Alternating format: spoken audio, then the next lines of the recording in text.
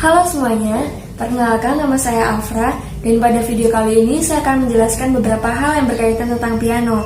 Nah, terkhusus saya akan berfokus kepada pembahasan teknik pembacaan partitur pada piano dan juga penjarian pada 7 tangga nada dalam piano.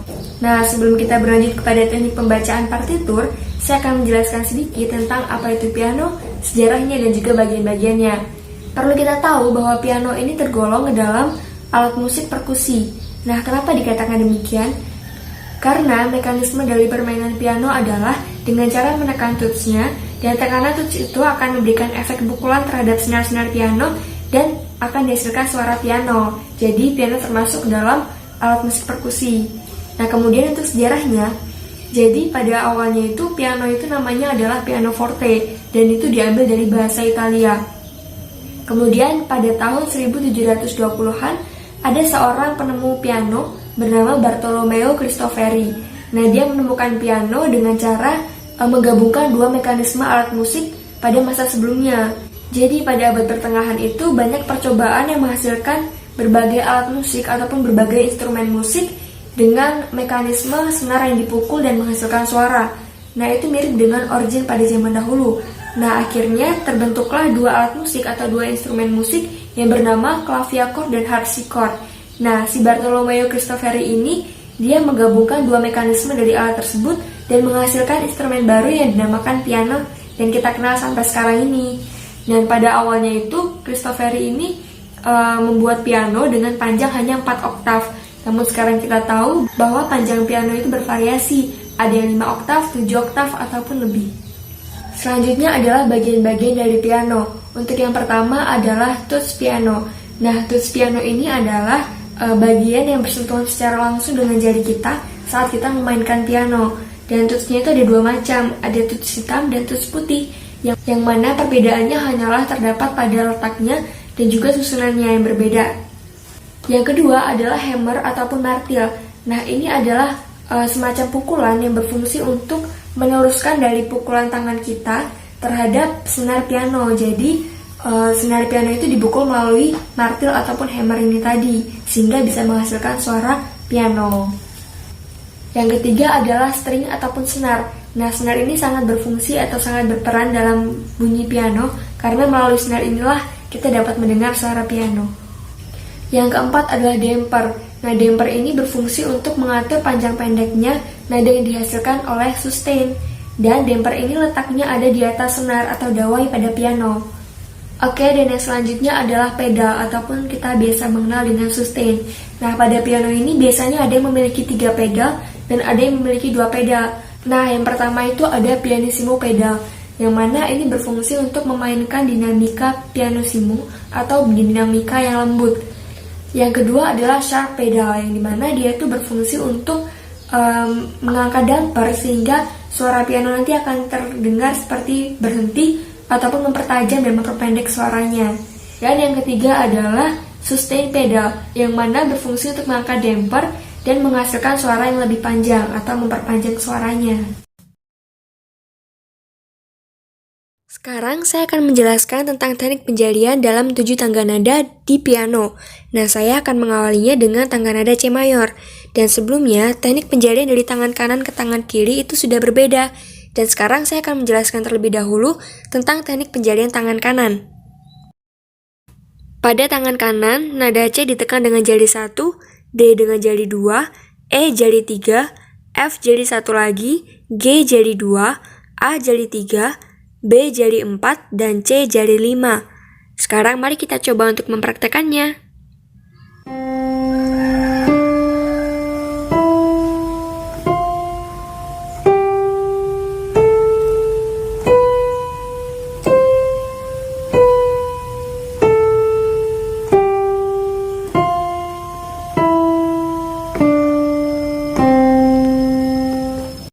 Nah, sekarang teknik penjarian tangan kiri. Nah, pada penjarian tangan kiri, nada C ditekan dengan jari 5, D jari 4, E jari 3, F jari 2, G jari 1, A jari 3, B jari 2, dan C jari 1. Mari kita coba mempraktekannya.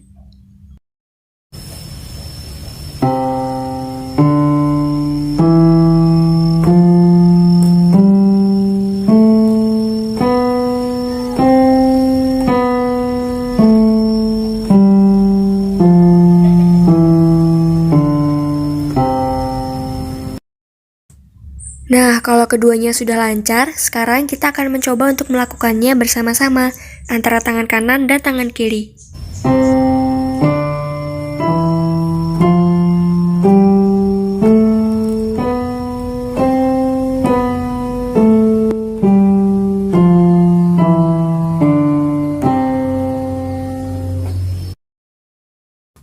Nah, ada beberapa tangga nada yang teknik penjaliannya sama, diantaranya C, D, E, G, dan A. Jadi, kita tinggal melakukannya bersama-sama.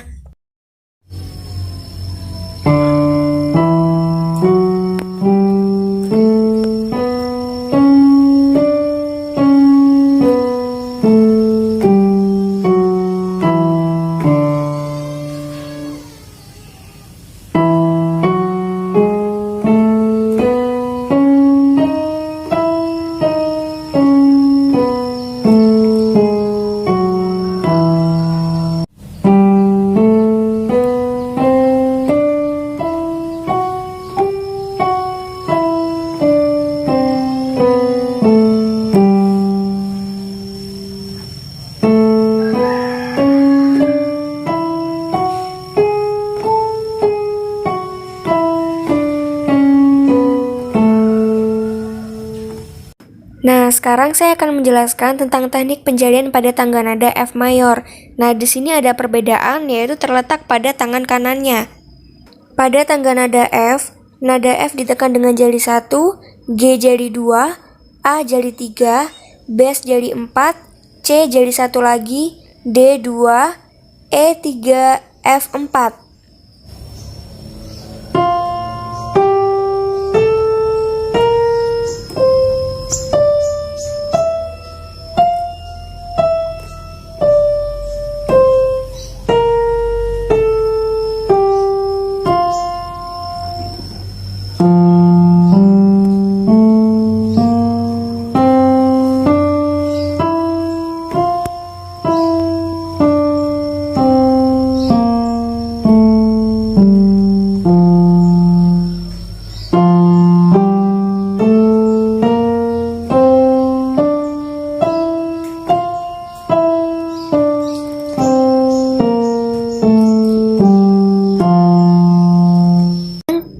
Sekarang ke tangga nada B mayor.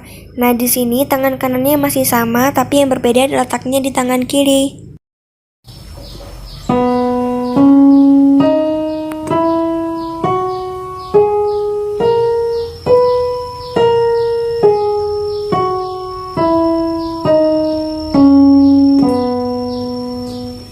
Nah, untuk tangan kiri, urutan jarinya adalah nada B dengan jari 4, Des dengan jari 3, S dengan jari 2, E jari 1, Ges jari 4, As jari 3, Bes jari 2, dan B jari 1.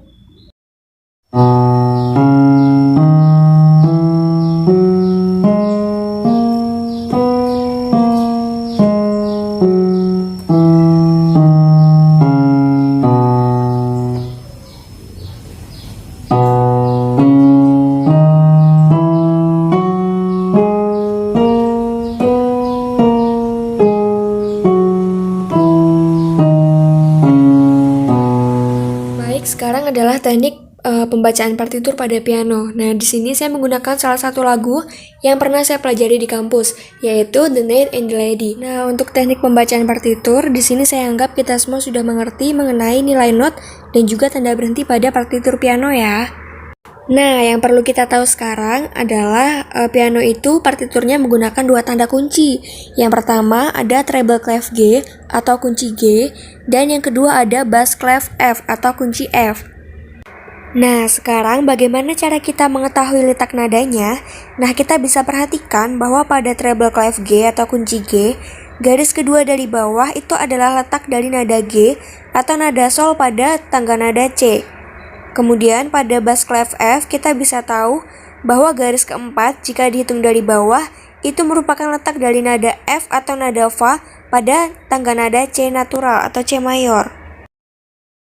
Nah, biasanya treble clef G itu dimainkan dengan tangan kanan dan bass clef F itu dimainkan dengan tangan kiri. Nah, kita bisa lihat bahwa letaknya di piano seperti ini. Dan nadanya itu semakin naik, semakin tinggi, dan semakin turun, semakin rendah. Nah, sekarang kita langsung kepada pembacaan partiturnya.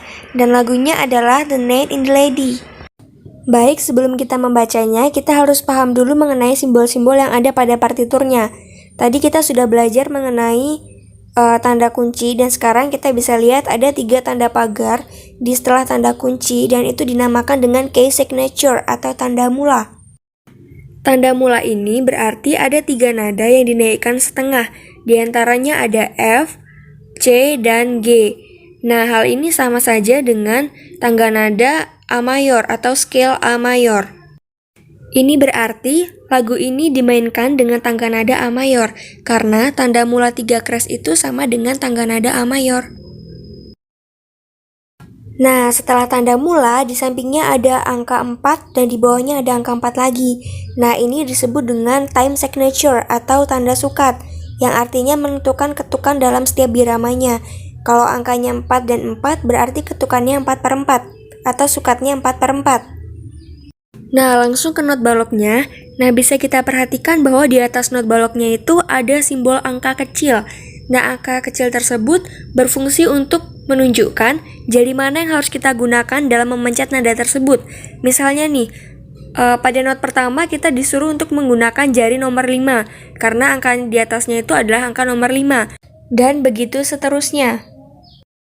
Selanjutnya, pada birama pertama kita menjumpai tulisan MF. Dan pada birama ketiga kita menjumpai tulisan P. Nah, ini menentukan dinamika yang digunakan pada bagian tersebut. Ada berbagai simbol dinamika yang dapat kita jumpai pada partitur piano. Di antaranya PP atau pianissimo yang artinya sangat lembut, P piano yang artinya lembut, MP mezzo piano yang artinya agak lembut, MF mezzo forte yang artinya agak nyaring atau agak keras, F atau forte yang artinya nyaring atau keras, dan yang terakhir FF fortissimo yang artinya sangat keras atau sangat nyaring. Setelah mempelajari dinamika, kita kembali lagi kepada not baloknya. Nah, bisa kita perhatikan bahwa ada not balok yang diberi tanda titik, baik di bawahnya maupun di atasnya. Nah, ini berarti tanda staccato, yang berarti permainannya harus dimainkan atau dibunyikan dengan putus-putus atau pendek-pendek bunyinya. Selanjutnya bisa kita perhatikan kembali bahwa ada beberapa not yang diikat dengan satu garis lengkung. Nah, garis lengkung ini disebut dengan simbol legato. Legato adalah teknik bermain alat musik yang memainkan nadanya secara tidak terputus atau bersambungan antara satu nada dengan nada lainnya yang diberi tanda legato. Nah, ada lagi satu simbol di bawah birama kelima. Nah, itu dinamakan dengan simbol crescendo, yang artinya nadanya dimainkan semakin lama semakin keras atau semakin nyaring. Nah, karena partiturnya simbolnya sama, sekarang kita akan coba untuk memainkan lagunya.